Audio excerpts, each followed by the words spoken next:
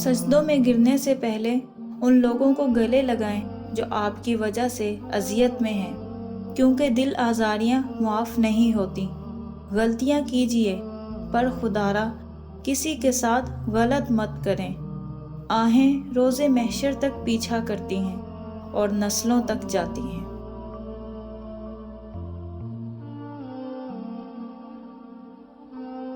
4 خطرناک قتل۔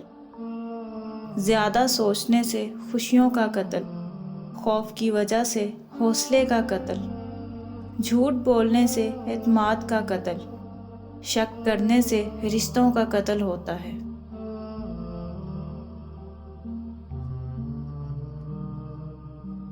بہترین لوگ بہترین نیت رکھتے ہیں، جس کی وجہ سے رب ان کے تمام کام سنوار دیتا ہے، اور جس کا کام رب سنوار دے اسے کوئی بگاڑ نہیں سکتا۔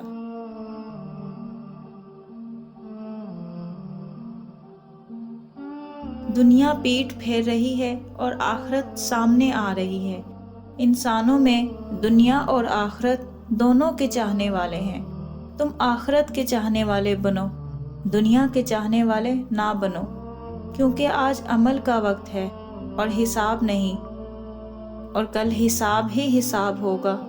عمل کا وقت باقی نہیں رہے گا۔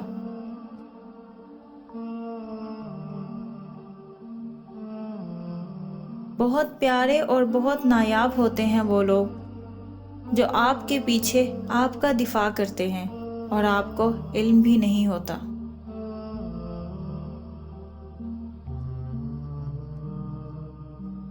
کچھ لوگ آپ کے وفادار نہیں ہوتے، بلکہ آپ سے وابستہ اپنی ضرورت کے وفادار ہوتے ہیں۔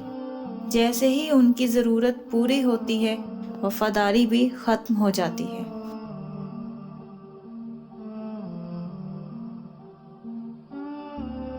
لوگوں سے سخت لہجے میں بات مت کریں، کیونکہ اپنا غرور اور انا لے کر ایک دن ہم بھی خاک ہو جائیں گے۔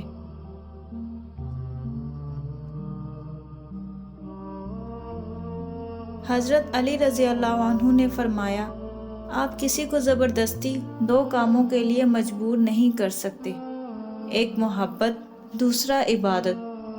دونوں دل سے ہوتے ہیں اور دونوں کا رشتہ روح سے جڑا ہوتا ہے۔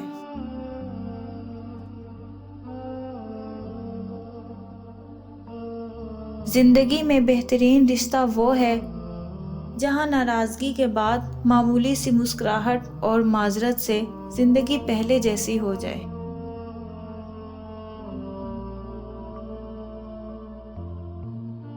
کچھ چیزیں بہت عرصے بعد بھی پلٹ کر شرمندہ کرنے آتی ہیں، خاص طور پر کسی کو دیا ہوا دھوکہ اور کوئی جھوٹ۔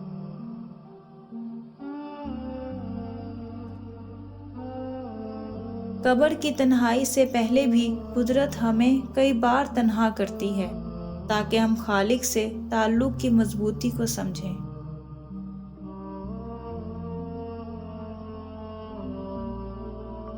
تنہا ہونا یہ نہیں ہوتا کہ آپ کے پاس کوئی نہیں، بلکہ تنہا ہونا یہ ہوتا ہے کہ آپ کے پاس سب ہوں لیکن آپ کا اپنا کوئی نہیں۔